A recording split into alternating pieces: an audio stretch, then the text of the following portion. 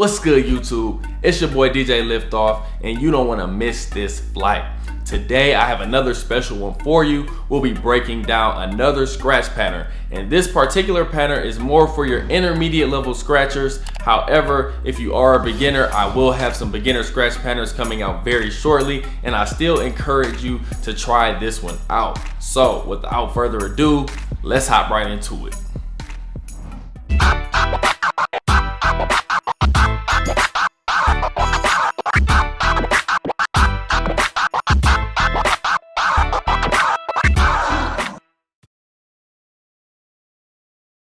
Alright DJs, so there is the scratch pattern. Now the first thing that you're going to want to know how to do for this particular scratch pattern is the transformer scratch. So if you do not know how to do the transformer scratch, go ahead and click this link in the top right so you can view a tutorial that I've done on how to do the transformer scratch. If you already do know how to do it, then continue with this video. So this scratch pattern is going to be 2 bars, and the first thing that I'm going to want you to practice before we hop into the entire thing is how to do this.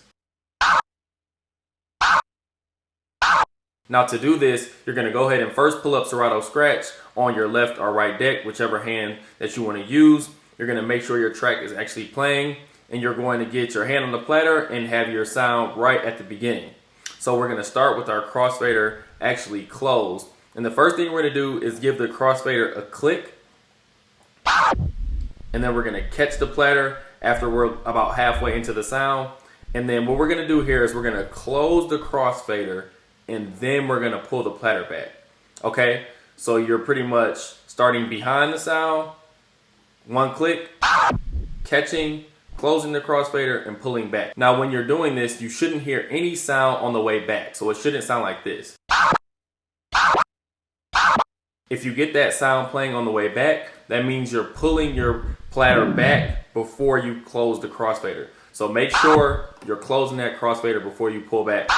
If you are struggling with this, what I find helpful is keeping my thumb pretty heavily on the crossfader to close it. So when you click it, your thumb is like automatically kind of pressing it back. If your thumb is kind of light, sometimes it's easier to get some of that backward sound. But if you hold your thumb pretty heavily, not super heavy, but heavy enough to just cause some pressure, so when you click, it just goes back fast.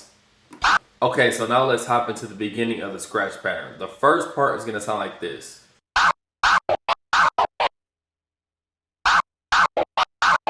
So now to break down this pattern just a little bit, we're going to start with what I just showed you.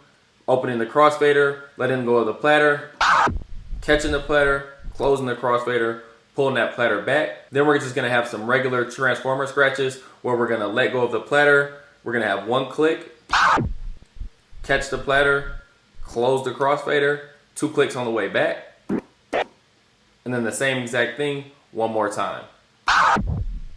Close the crossfader. Okay, so that whole thing again.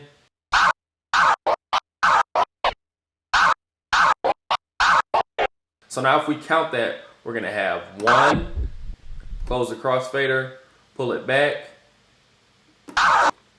and then now when we get here, on the second click back is going to be our 2. 2. And then that's all we have so far. And then 3, we'll start the next part. So we have 1, 2, 1, 2. And now we're going to move on to the next part, which is going to be the exact same thing. So the exact same thing, literally. So now I'll go ahead and count that 1, 2, 3, and 4. So we have 1, 2, 3, 4. So now I'm going to do the first 4 bars slowly just to make sure you have it perfectly. So we're going to go ahead and start here. Open the crossfader, catch the platter, close the crossfader, pull it back. Then we have 1 click forward, 2 clicks back. Catch it again, close the crossfader, 2 clicks back, catch the crossfader, or catch the platter, close the crossfader, 2 clicks back, same exact thing again, letting the platter go while we're pushing open the crossfader, catching it, closing the crossfader, pulling it back. Then we have 1 click going forward, 2 clicks back, catch the platter, close. Same thing, catch the platter, close, 2 clicks back. Okay, so that is the first 4 beats. That's our first bar. Now we're gonna move on to the second bar and our second 4 beats. So this part is gonna sound like this.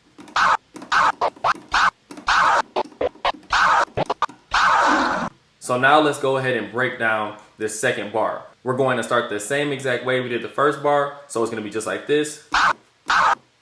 Okay? Like I said, make sure you definitely have that down. Okay, so we're going to let go of the platter, catch the platter as we open the crossfader, close the crossfader, pull that back. Then we're gonna have 1 click going forward, 2 clicks back. Also similar, catch it, close the crossfader, 2 clicks back. But this time it's gonna be a little bit different. So watch how I do it and then we're gonna slow it down.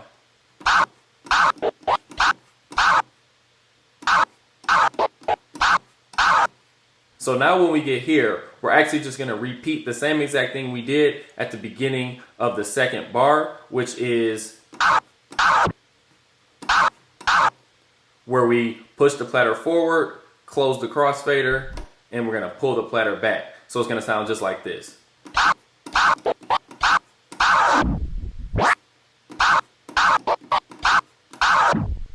Okay, and then once we get here, we're gonna catch the platter in the middle of the sound, close the crossfader. Now we have 3 clicks back,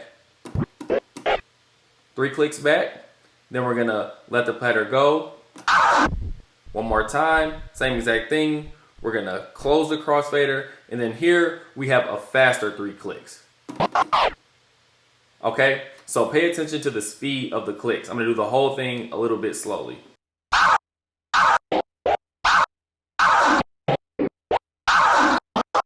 And then that's the entire thing for the second bar. So now I'm gonna show you bars 1 and 2, but I'm gonna actually count it out. 1, 2, 3, 4, 5, 6, 7, 8, 1.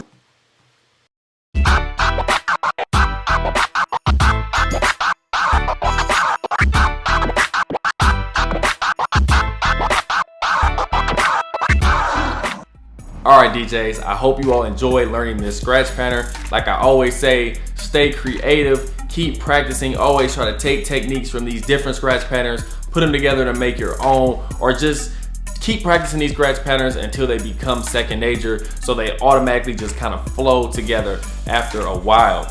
Now, if you did find this video helpful, please go ahead and hit that like button and hit that subscribe button for me, as well as turn on that notification bell so you know the next time that I drop a video. Like always, if you have any ideas or suggestions for other videos, go ahead and drop that in the comment section down below. I definitely see all my comments, so definitely go ahead and do that. So until next time, I'm up out of here. Catch y'all in the next video.